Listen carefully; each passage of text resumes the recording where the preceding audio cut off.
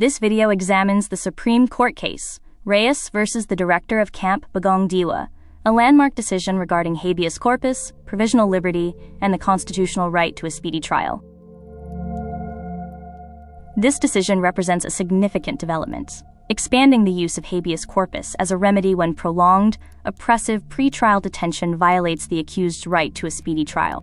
Two core legal principles were established. First, habeas corpus may be granted provisionally if detention is deemed vexatious and oppressive. Second, this grant secures provisional liberty under strict conditions without dismissing criminal charges. The case concerns Jessica Lucilla Reyes, who was charged with plunder in 2014.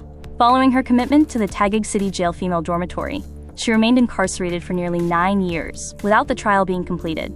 The procedural timeline highlights a long journey, from the filing of charges in 2014, through years of pretrial delays leading to the petition filed in 2021, and culminating in the 2023 Supreme Court ruling.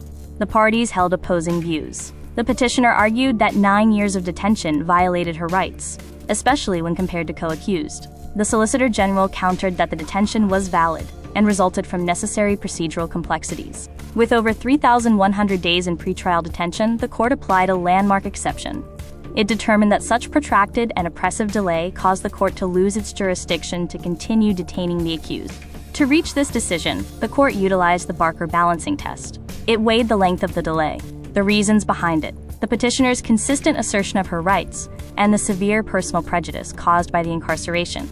This chart summarizes the shift in principle. While the general rule for habeas corpus involves restraint under a valid order, the Reyes Doctrine provides an exception for cases of egregious violations of the right to a speedy trial. Provisional liberty was granted subject to strict conditions, including mandatory attendance at all hearings, submitting quarterly reports, travel restrictions, and ongoing compliance reporting to the Supreme Court. In the words of the Supreme Court, while habeas corpus does not generally lie against valid court orders, it yields provisional liberty when the restraint becomes unreasonable, oppressive, and arbitrary.